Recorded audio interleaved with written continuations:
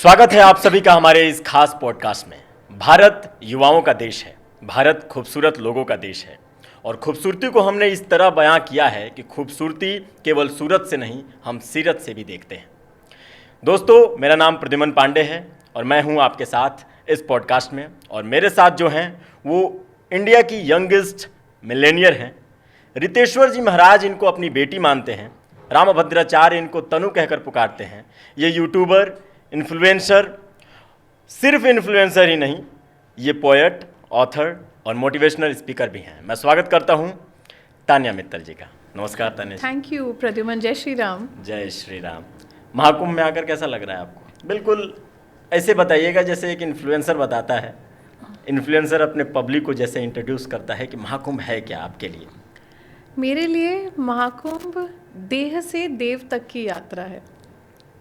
Simple मैं आपको समझाऊँ ये बात, क्योंकि हम यहाँ जो बनकर आते हैं ना, वैसे वापस नहीं जाते। जब आप लोगों का समर्पण देखते हैं, सेवा भावना देखते हैं, वो आपको हमेशा के लिए बदल देती है। कुंभ आपके अंदर रहता है। जिसने एक बार कुंभ नहाया है ना, उसने कुंभ को अपने अंदर समाया है। शिव समाये मुझ में, ऐसी भावना है मेरे अंदर। और यहाँ जो खूबसूरती मैं देख रही हूँ, मेरे दिल को जो छू रही है, वो ये है हमारे हिंदुओं की ताकत, हमारे धर्म की ताकत। और कितनी खूबसूरती से हमने पूरे विश्व को ये दिखाया। अब देखिए, आज मुस्लिम कंट्रीज़ में भी top searched word is Mahakumbh, है ना। तो जिन लोगों को हमारे धर्म के बारे में पता भी नहीं था, आज वो हमारे धर्म को दिव्य और भव्य तरीके से जान रहे हैं। तो सारे सनातन धर्म और हिंदुओं की शक्ति है कुंभ। ये कुंभ है धर्म का। अद्भुत। इस अद्भुत वक्तव्य के साथ मुझे ये जानने में बड़ा दिलचस्पी होगी कि ग्वालियर एमपी की बेटी लेबनान की उस कंपटीशन में 31 लोगों को कैसे हराकर मिस एशिया टूरिज्म का खिताब जीतती है। किस जर्नी को आपको वो करना पड़ा? प्रद्युमन, मेरे लिए बहुत डिफ़िकल्ट था, क्योंकि मैं एक बहुत खुददार लड़की हूँ और एक बहुत कंजर्वेटिव बनिया फैमिली से आती हूँ। बहुत ट्रेडिशनल फैमिली है हमारी। हमारे यहाँ मॉडलिंग तो बहुत बहुत दूर की बात है, पैजेंट और दूर की बात है। मतलब यूजुअली सब हाउसवाइफ ही हैं, कभी ऐसा कुछ किसी लड़की ने नहीं किया। तो ग्राउंड ब्रेक जो करना था वो बहुत मुश्किल था। तो बहुत फ़नी स्टोरी है ये कि मेरे घर में तो किसी को पता भी नहीं था। मैंने 6 महीने कंपटीशन की तैयारी भी करी और अपने पैसे खुद कमाए कंपटीशन के लिए। एक एक कपड़ा जो मैंने ख़रीदा, कोई डिज़ाइनर नहीं था, कुछ नहीं था। सब मैंने सुबह कार्ड बेचती थी इंस्टाग्राम पे ऑनलाइन, उससे जो पैसे आते थे उससे चुपचाप अपने कपड़े ख़रीदे, बनवाए, धीरे धीरे सब संजोया। और जिस दिन मतलब मुझे जाना भी था ना लेबनान के लिए, तो मेरे फादर को जब पता लगा तो उन्होंने ये बोल दिया था कि अगर आज आप घर से जाओगे तो आप वापस नहीं आओगे, यू आर नॉट वेलकम। तब भी मैंने वो रिस्क लिया कि नहीं, शायद अगर आज मैंने घर के बाहर पैर नहीं रखा तो मैं कभी अपना कॉन्फिडेंस कमा ही नहीं पाऊंगी। और मैं वहाँ गई, बल्कि इतना मॉडर्न वर्ल्ड है ये पैजेंट्री और ये सारा। वहाँ सब लोग ड्रिंक स्मोक करते थे, ऑल कंटेस्टेंट्स रात को डिस्को जाते थे। रात को 1 बजे पार्टी, आफ्टर पार्टीज होती हैं हर पैजेंट्स में। तो 12 बजे तक कंपटीशन होता है। 1 बजे एक वैन लेकर आती थी और उसमें आपके साथ पीछे एक वैन चलती थी ड्रिंक्स की, और सब बढ़िया नशे में झूम रहे हैं सारे कंटेस्टेंट, और हम जा रहे हैं पार्टीज़ करने, और बहुत हाई प्रोफाइल पार्टीज़ हैं। और मैं सीधी सादी ग्वालियर की लड़की, दारू सिगरेट तो छोड़ो, प्याज भी नहीं खाई थी कभी। अच्छा। तो मैं तो रोज़ बस अपनी पूजा करती थी। और मेरी बड़ी मामी ने एक लड्डू का डिब्बा दिया था। मेरे पास इतने पैसे नहीं थे कि मैं वहाँ खाना अपने लिए बनवा सकूँ या ख़रीद पाऊँ। उतने ही पैसे थे मेरे पास जो खुद कमाए थे। तो मैंने बस उससे रोज़ अब एक एक लड्डू खा के राम राम करके अपने दिन निकाले।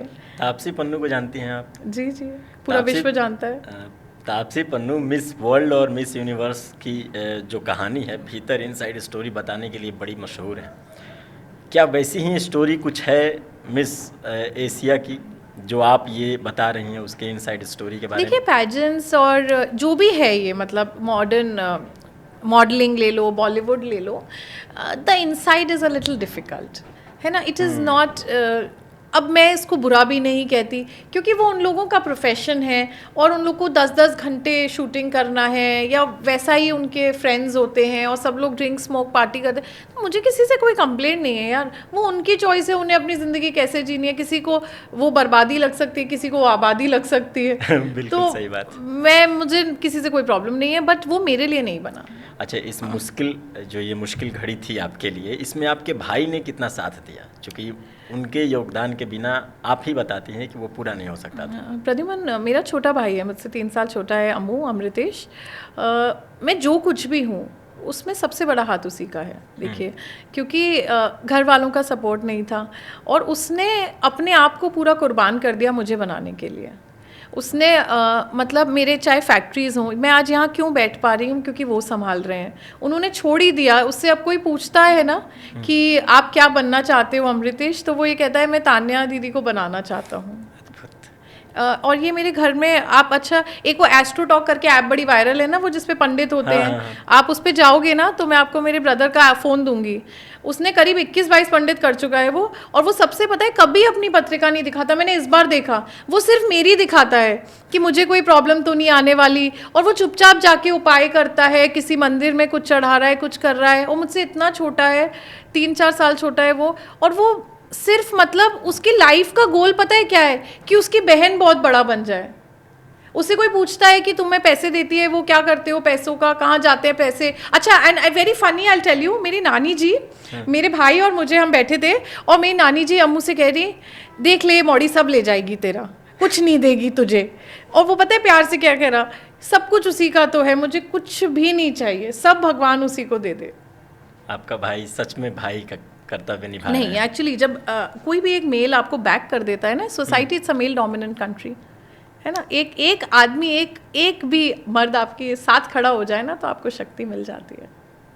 चलिए, ये भी बहुत महत्वपूर्ण बात तो आप कह ही रही हैं, लेकिन इस पे मैं चर्चा अभी नहीं करना चाह रहा हूँ।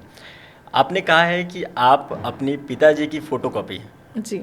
समाज में ये देखा गया है कि बेटे जो हैं वो अपनी माँ की फ़ोटोकॉपी होते हैं, माँ के रास्तों पे चलते हैं, और बेटी पिता की। तो आपके इस कथन के कैसे मैं समझूं?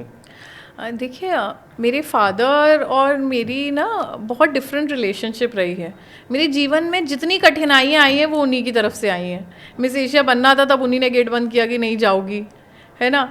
बहुत पहले से उन्होंने मुझे बोला कि आप, मैं नहीं चाहता कि, मैं पढ़ाई छोड़कर आ गई थी बीच में कॉलेज, तब भी मुझे बहुत मार पड़ी, बिल्कुल ऐसे स्वागत हुआ था थप्पड़ से। अच्छा। घर पे ही कि पढ़ाई छोड़, बिकॉज मैं आर्किटेक्चर कर रही थी और वो छोड़ के आना सिर्फ लोगों की मदद करने के लिए, it was a nonsense move for any father. तो कठिनाइयाँ उनने मुझे सबसे ज़्यादा दी, gave me a tough time in life.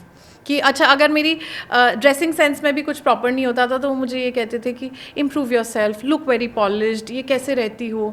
तब मुझे लगता था कि मेरे पापा कैसे कर रहे हैं आर्मी ट्रीटमेंट मुझसे, कि घर में भी आप मुझे कभी देखेंगे तो I am like this only Pradyuman. मैं कोई स्पेशल तैयार नहीं हुई पॉडकास्ट के लिए, मैं हर रोज़ ऐसे ही तैयार होती हूँ। मेरे फादर ने, मुझे ऐसा लगता था कि इनको कोई दुश्मनी है मुझसे, हम सब अपने पेरेंट्स के अगेंस्ट हो जाते हैं अगर वो हमारे लिए स्ट्रिक्ट हो। बिल्कुल। पर आज मुझे ये समझ में आया कि अगर मेरे पापा ने मेरे बुरे नहीं बने होते या मुझे इतना टफ टाइम नहीं दिया होता तो मैं तान्या मित्तल होती ही नहीं। शायद वो मेरे लिए स्ट्रिक्ट रहे, मुझे दिखाते रहे कि ये दुनिया कितनी ख़राब है, तुम नहीं सर्वाइव कर पाओगी, तुम नहीं कर पाओ। वो रोज़ मुझसे ये नहीं कहते कि कर पाओगी। मुझसे अभी कुंभ में भी उनका जब फ़ोन आया तो उन्होंने बोला तुम्हारे वीडियोस बहुत बेकार से बन रहे हैं, अभी अच्छा नहीं हो रहा है, बहुत काम करो अपनी लैंग्वेज पे, अपने इस पे। अच्छा, मैं कह रही हूँ भाई 10-10 मिलियन लोग देख रहे हैं, घर वाले खुशी नहीं है, but he gives me a tough time so that I become a better person. वो हमें बाद में समझ में आता है माता पिता क्या कर रहे हैं हमारे लिए। तो आप अपने आप को उनका फोटोकॉपी क्यों कहती हैं? आप भी उतना स्ट्रिक्ट हैं अपने काम को लेकर? मैं फोटोकॉपी इसलिए हूँ प्रद्युमन, क्योंकि मेरे पापा जैसा पूरी दुनिया में कोई नहीं है, उनका भी दिल इतना ही साफ है। उनका घर जो है ना वो एक मंदिर है, उसका दरवाज़ा हमेशा खुला रहता है जो आ जाए। उनके मतलब पड़ोसी भी होंगे और वो कहेंगे कार दे दो, वो अपनी कार दे देते हैं। वो अगर आप वो कहेंगे हमारे यहाँ खाना नहीं बना, वो 3 दिन अपने घर में रख के खाना बना के खिला देंगे। And he is very welcoming, very helpful. उनने खुद कुछ लड़कियों को गोद लेकर, मुझे नहीं पता मेरी कितनी बहनें हैं, उनकी शादियाँ कराई हैं। He has inspired me to become a better person. इस जी, वजह से इस आप वजह उन्हें- से मैं उनकी फोटोकॉपी हूँ। वो हमेशा सबकी मदद करते हैं, जितना जो भी आए, जो व्यक्ति उनके घर आया है और उसको कुछ ना मिले, ऐसा आज तक का उनका रिकॉर्ड नहीं है। जो मांगा हो, अगर किसी ने उनसे कहा हो ना रवि जी पर्स खाली कर दीजिए, जो मैंने अपनी आंखों के सामने देखा है, पापा जानते नहीं थे, उन्होंने अपना पर्स खाली करके पूरे पैसे दिए हैं। ये फैशन, दूसरे मुद्दे पे हम बढ़ते हैं इसमें। फैशन और फेमिनिज्म को लेकर बहुत बात होती है। फेमिनिज्म को आप कैसे डिस्क्राइब करते हैं? See, I always believe that feminism has different definitions for everyone. आपके लिए फेमिनिज्म कुछ और है, मेरे लिए कुछ और है।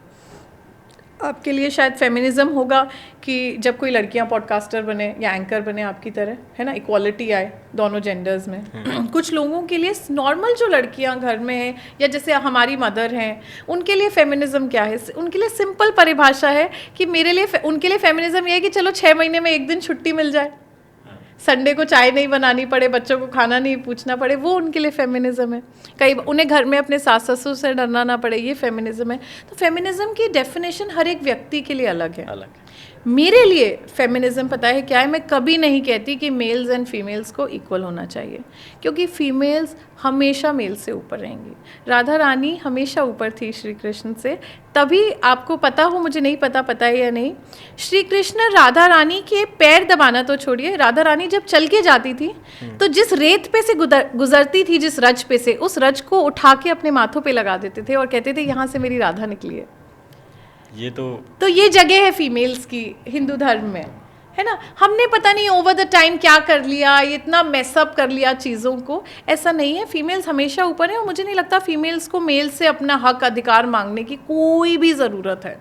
सब फीमेल्स हमेशा ऊपर ही रहेंगी, पूजनीय रहेंगी। और फेमिनिज्म का असली मतलब ये है that females should get equal opportunities. जैसे आपके मीडिया सेंटर में आप भी पॉडकास्ट कर रहे हैं और एक फीमेल एंकर शिल्पी भी पॉडकास्ट कर रही है, मेरे लिए वो फेमिनिज्म है। आप बस अपॉर्चुनिटीज़ दीजिए। Females can break star, Sunita Williams अभी भी स्काई में ही है और वो आई भी नहीं है तब भी वहीं है। That is feminism. अभी भी उनकी चर्चा होती है जी। इस फैशन और फेमिनिज्म की जो बात चल रही है, फैशन से जितने भी लोग आते हैं बाहर, वो फिल्म जगत में जाने का प्रयास करते हैं। क्या आप भी फिल्म जगत में जाने का प्रयास कर रही हैं या कभी आपने किया है? प्रद्युमन, मेरे पास बहुत ऑफर्स हैं ऑलरेडी, मूवीज़ के, फिल्म्स के, सॉन्ग्स के आते ही रहते हैं। थोड़ी ठीक ठाक दिखती हूँ तो हो जाता है ये तो। ठीक ठाक नहीं, बहुत खूबसूरत दिखती है आप। पर प्रद्युमन, अभी तक, मतलब मैं आगे का कुछ नहीं बोलती, पर अभी तक जो मेरी सोच रही है वो ऐसा नहीं रहा है कि मैं खुद के लिए कुछ करूँ। समझ रहे हैं आप? अगर मैं मूवी करती हूँ तो वो सेल्फ सेंटर्ड हो जाएगा कि मैं अपने फेम के लिए कर रही हूँ, अपने लिए कर रही हूँ। मैं चाहती हूँ कि मैं कोई भी चीज़ करूँ जब भी, वो सबके लिए करूँ। तो ऐसी जब कोई मूवी आएगी जिससे लोगों की मदद हो रही है या कुछ ऐसा है जिससे पूरी दुनिया का भला हो रहा है, then I will step in to the world. तब तक मैं ऐसा व्यक्ति नहीं हूँ जो कोई भी चीज़ पैसे या फेम के लिए करे। फेम के लिए और पैसे के लिए करना आप पसंद नहीं करते। मैं लेकिन पैसे और फेम के पीछे नहीं भागती है। कोई ऐसा डायरेक्टर जिसके साथ आप काम करना चाहेंगी, किसी का नाम हो या किसी के बारे में जिक्र करना हो कि इनके साथ काम करना? लोग हमेशा करण जौहर, संजय लीला भंसाली, बड़े नाम लेकर बड़े लोगों के पीछे भागते हैं। मैं चाहूँगी शायद कोई एक ऐसा छोटा डायरेक्टर हो जिसका टैलेंट हो और उसको नहीं मिल रही हो कोई बड़ी हीरोइन, मैं उसके लिए फ्री काम करूँ और उनका टैलेंट बाहर आए। अद्भुत। मेरी सोच बहुत अलग है प्रद्युमन। मुझे किसी बड़े आदमी से नहीं मिलना, किसी बड़े आदमी के साथ काम नहीं करना। मुझे छोटे लोगों से मिलना है, छोटे काम करना है, उन्हें बड़ा बनाना है। इसीलिए मैं यहाँ ग्राउंड पे घूमकर लोगों से मिल रही हूँ। That is my purpose. Money, fame is not my purpose.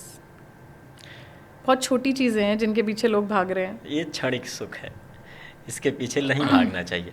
आप मध्य प्रदेश और उत्तर प्रदेश टूरिज्म विभाग की ब्रांड एम्बेसडर हैं। जी, उनके लिए काम कर रही हूँ। उनके लिए आप काम कर रही हैं, तो हर एक जगह पे, ज़्यादातर जगहों पे आप घूम चुकी हैं, जिसके वीडियोस भी आपके सोशल मीडिया हैंडल्स पे दिखते हैं। कोई ऐसा जगह है जहाँ पे आपने छोड़ा हो कि अभी जाना बाकी है? सब कुछ ही छोड़ा है यार। अभी मुझे 6 महीने भी नहीं हुए शायद इन्फ्लुएंसर बने हुए। I started off on 8 August. It was my friends birthday, जिसमें हमने पहला ट्रिप किया था ओरछा का, जहाँ से राम राजा सरकार के मैंने दर्शन किए और राजा राम से बोला कि मैं आज से यही करूँगी। कुछ दिन तक अगर आपने साथ दिया तो। अब 6 महीने भी नहीं हुए अभी, उसमें हमारे 1.6 मिलियन हो गए। अद्भुत। मतलब अभी तक जितना तो अभी कुछ घूमा ही नहीं है। अभी तो क्या 4-5 शहर किए, थोड़े थोड़े लोगों का ज्ञान बढ़ा है। अभी घूमना स्टार्ट होगा। अब हम इन्फ्लुएंसर बनेंगे, अभी बने नहीं है, अभी तो ये टीजर था, टीजर का टी था, टीजर का पिक्चर टी। अभी आई। अद्भुत। हम दुआ करेंगे कि आप बहुत बड़े इन्फ्लुएंसर बने। लोगों को आपका घूमना काफ़ी पसंद भी आ रहा है, तो कोई ऐसी पसंदीदा जगह आप बताना चाहेंगी अपने दर्शकों को कि हमने यहाँ घूम लिया है, आप जाओ अभी देखने?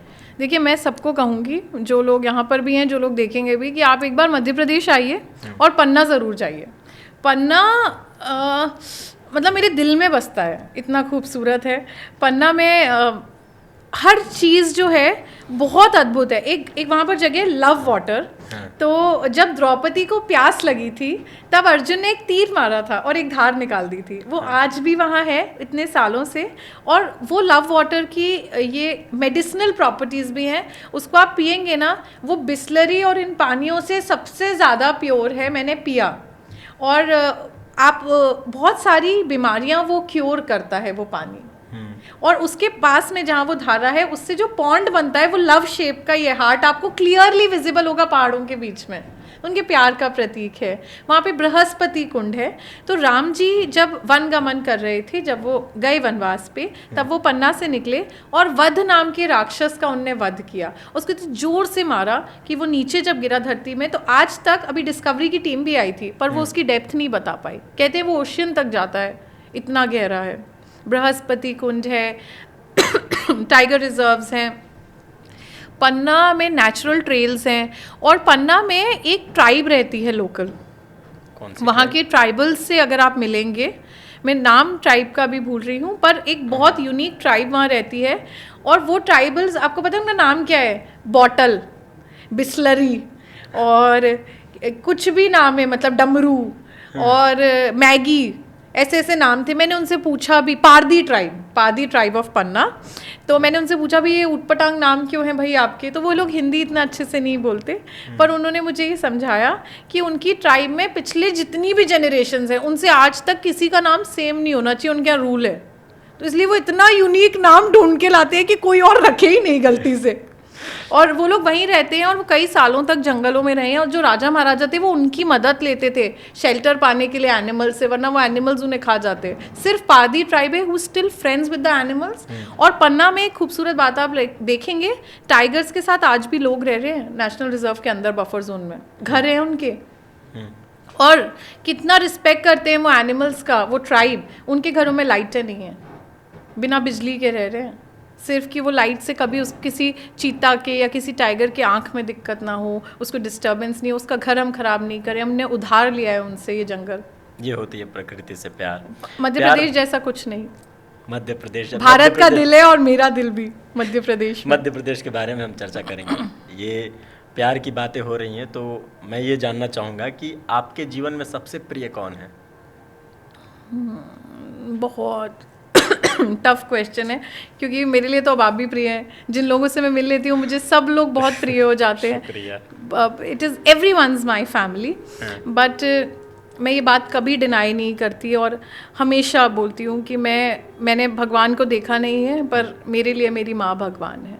मैं मेरी माँ में भगवान देखती हूँ। उन्होंने जो मेरे लिए किया है या वो जो आज भी कर रही हैं, वो कोई कर ही नहीं सकता।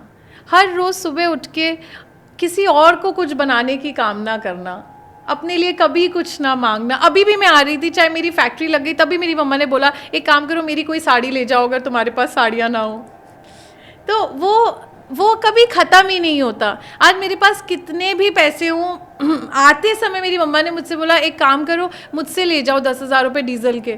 मैं उन्हें कैसे समझाऊं कि अब तो मुझे सरकार दे देती है पैसे डीजल के। वो प्यार, वो सेल्फलेसनेस, मतलब, और मेरी माँ की वो सादगी, आपको मैं बता नहीं सकती। पता है वो मुझसे क्या बोल रही थी जब कुंभ जा रहे हो? क्या? उन्होंने मुझसे बोला कि बेटा एक काम करना कि वहाँ पे जितने भी लोग आपके पास आए ना, सबकी हेल्प करना। मैंने कहा मम्मी मैं खुद की मदद कर लूँ, वहाँ इतने करोड़ों लोग हैं, पता चला मैं किसी धक्के में गई संगम के अंदर और किसी धक्के में वापस आई। उन्होंने बोला नहीं बेटा, आप अपने नहाने पे फोकस ही मत करना। आप अगर सबकी मदद कर लोगे, सेवा करोगे, वो ही स्नान है। उत्तम। भगवान का सबसे बड़ा पूजा और स्नान, जो भी हम ये इतना कहते हैं, वो सब सेवा में है। और आई थिंक जो भी आप लोगों को मेरे अंदर अच्छा लगे या जो भी मेरे अंदर ज्ञान है, it is all come from my mother. उन जैसा कोई है ही नहीं, असली पॉडकास्ट के लायक वो हैं। माँ तो माँ ही होती है। यस। आप खुद को made up of steel and iron कहती हैं जी। इसके पीछे का कारण क्या है? कुछ धमाकेदार ब्रेकअप्स और दुनिया की कटुता, मतलब एक प्यारी सी लड़की को बहुत मुश्किल आई यहाँ तक पहुँचने में, फैक्ट्रियाँ लगाना, परमिशंस लेना, गवर्नमेंट चक्कर लगाना, जिनसे ज़मीन खरीदने भी मैं गई थी आज से 2 साल पहले। तो ये बड़ी इंटरेस्टिंग स्टोरी है। मैं बहुत सारे पैसे लेकर गई, ज़मीनें बड़ी महंगी आती हैं। भाई उस आदमी ने मुझे घास ही नहीं डाली, मैं बैग भर के पैसे लेके खड़ी रही। मैंने कहा अंकल मैं ही आई हूँ लैंड लेने। कहते जाओ अपने पापा को लेकर आओ। मैंने कहा पैसे तो लाई हूँ। कहते हम लड़कियों को नहीं बेचते। मैंने कहा इसमें क्या बात हो गई? कहते तुम छोटी हो, फ्रॉड हो। मैंने कहा जब पैसे असली हैं तो फ्रॉड कैसे हो? एंड उनने बड़ी बदतमीजी से पूरा बैग खुलवा के एक एक नोट चेक किया। मतलब वो यकीन ही नहीं कर पा रहे थे कि ये लड़की फैक्ट्री लगा रही है, इसके पैसे असली हैं, ये खरीद पाएगी। तो मुझे हमेशा जज किया गया, मुझे हमेशा चैलेंज किया गया, नहीं कर पाओगी, ये नहीं आता, पढ़ी लिखी नहीं हो, ये नहीं, सुंदर नहीं हो, छोड़ दिया लोगों ने, तोड़ दिया लोगों ने। इसलिए अब I am made of steel and iron. अब मेरे साथ कुछ भी कर ले, कैसे बुलेट आएगी मार के चली जाएगी, तब भी मुझे दर्द तो नहीं होगा। क्या अब मुझे दर्द होता ही नहीं। आंसू वासू सब हो चुके, बहुत निकाल लिए, अब इतना पानी है ही नहीं, निकाले कहाँ। चलिए आंसू की बात हम नहीं करेंगे, अभी हम संगीत की बात करते हैं। ग्वालियर की धरती से आप आते हैं जी, तानसेन की नगरी। तानसेन जी, कान पे हाथ रखना पड़ता है संगीत सम्राट का नाम लेने के में। संगीत से क्या जुड़ाव है आपका? देखिए संगीत मेरे लिए भजन है। अब वही बात है ना, इंसान और इंसान का फ़र्क है। कुछ लोगों को बॉलीवुड अच्छा लगता है, कुछ लोगों को म्यूज़िक सुनना अच्छा लगता है, मुझे भजन सुनना अच्छा लगता है। मुझे लगता है कि जो लोग, जैसे मैं, एक सीक्रेट होता है अच्छा दिखने का, अच्छा बोलने का, वो ये होता है कि आप अपने आप को अंदर से अच्छा करें। समझे? जैसे हम दोनों यहाँ बैठे हैं तो पीछे मेरे अंदर तो मेरा संगीत चल ही रहा है ना, राम सिया राम सिया राम। तो आप जो सुनते हैं, जो आप अपने अंदर लेते हैं ना, वही आप बन जाते हैं। तो मैं बहुत स्ट्रिक्ट हूँ इन चीज़ों को लेकर कि मैं डिजिटली क्या मुझे देखना है, किन लोगों को मैं फॉलो कर रही हूँ, या क्या मैं सुन रही हूँ। अब मैं हनी सिंह तो नहीं सुन पाती, मैं कोशिश करती हूँ इंद्रेश जी को सुनूँ, उनके भजन सुनूँ। अब वो एक बड़ा प्यारा भजन है उनका, मैं बैरागन हुई। हाँ। तो बस ऐसी ऐसी सुंदर सुंदर चीज़ें सुन के मैं सुंदर सी बन गई। आप कवि भी हैं, कवि नहीं कह सकते, पोएट हैं, कुछ लिखती हैं आप। I am writing a book. Book? जी, turning your dreams into reality. कैसे एक लड़की जिसके पास बिल्कुल कुछ नहीं था, सुंदर भी नहीं थी, आई थिंक 65-66 kgs, और बिल्कुल भी सुंदर नहीं थी और पढ़ी लिखी भी नहीं थी, पैसे भी नहीं थे, कैसे वो अपने आप को यहाँ तक पहुँचाती है। और मैं अपने सारे सीक्रेट्स चाहती हूँ सबको पता लग जाए और सब बन जाए, मुझसे बड़े बन जाएं सब लोग, यही मैं चाहती हूँ। देख कर ही लोग सीखते हैं कुछ। अगर आप अपने प्रोफाइल में पोएट अपने आप को लिख रही हैं तो कुछ ना कुछ तो लिखती होंगी जो आप सुना पाएँ अभी। उसको हम सीक्रेट रखें तो जिस दिन बुक लॉन्च होगी मैं चाहूँगी लोग पहली बार तभी सुने कि मैं क्या लिखती हूँ। अद्भुत, आपकी जैसी इच्छा, हम उसको सीक्रेट ही रखते हैं अभी हम अगर हम बात करें तो एक इन्फ्लुएंसर होने के नाते महाकुंभ में सनातन धर्म को किस तरीके से आप डिफाइन करेंगी? क्योंकि आपको बड़े बड़े संत महात्मा रितेश्वर जी महाराज बेटी मानते हैं, रामभद्राचार्य जी आपको, उनसे भी आपके दर्शन, वो भी बेटी मानते हैं मुझे, वो भी बेटी मानते हैं, तनु कह के पुकारते हैं जी। तो सनातन धर्म को आप कैसे डिफाइन करते हैं? देखिए धर्म की कोई डेफिनेशन नहीं है। धर्म जो है ना वो हमारे अंदर है, हमें उसे खोजना है। और अगर हम अपने धर्म को, अपने कल्चर को पहचानेंगे तो मेरे लिए धर्म सेवा है। सिंपल वर्ड्स में आज अगर आप और मैं इस पॉडकास्ट के थ्रू कुछ लोगों को ये सिखा पाएँ कि कैसे आप अपनी सादगी से अपने कल्चर को प्रमोट करते हुए एक माध्यम बन सकते हैं आने वाली जनरेशन्स को एक नया गोल देने का, कि वो कूल ना बने बल्कि वो बने जो वो एक्चुअल में है अंदर से, सनातनी। हमारा धर्म इतना शक्तिशाली है कि वो पूरे विश्व में आज एक एग्जाम्पल सेट कर रहा है, कैसे 200 कंट्रीज़ की पॉपुलेशन हम पीछे छोड़ रहे हैं सिर्फ 45 दिनों में, और फिर भी पीस एंड हार्मनी से एक साथ सब लोग हर रोज़ सिर्फ बोल रहे हैं हर हर गंगे हर हर महादेव। हर हर महादेव। एक अंतिम सवाल मैं आपसे पूछूंगा कि आप किसी एनजीओ से भी जुड़ी हुई हैं, अगर उस एनजीओ के बारे में आप बता पाएँ तो लाखों लोग सुन रहे हैं और समझ भी मैं पाएंगे। इंडिया के ऑलमोस्ट हर एनजीओ से जुड़ी हुई हूँ। ऊपर से मैंने खुद कोई एनजीओ नहीं बनाया है, पर फिर भी मैंने 100 गाय अडॉप्ट की हैं, 150 डॉग्स अडॉप्ट किए हैं, करीब 300 से ऊपर गर्ल्स की एजुकेशन में खुद फंड कर रही हूँ। मैं उसको किसी संस्था का नाम नहीं देती, पर इंडिया की जितनी संस्थाएं हैं उन सबके साथ में जुड़ी। एक मुस्कान ड्रीम्स है मेरे फ्रेंड की, वो डिजिटल स्कूल्स बना रहे हैं, गवर्नमेंट स्कूल्स को रीडेवलप कर रहे हैं। ऐसे कई सारे संस्थानों से मैं जुड़ी हुई हूँ और सबके साथ हूँ मैं। सबका साथ सबका विकास। सबका साथ सबका विकास के साथ इस वार्तालाप को हम यहीं रोकते हैं। आपसे बातचीत करके बहुत अच्छा लगा और ये है भारत। मैं अंत में यही कह सकता हूँ कि ये सच में ये हमारा भारत है। बहुत बहुत धन्यवाद अंत तक सुनने के लिए। मिलते हैं आपसे अगले पॉडकास्ट में। जय श्री राम। जय श्री राम।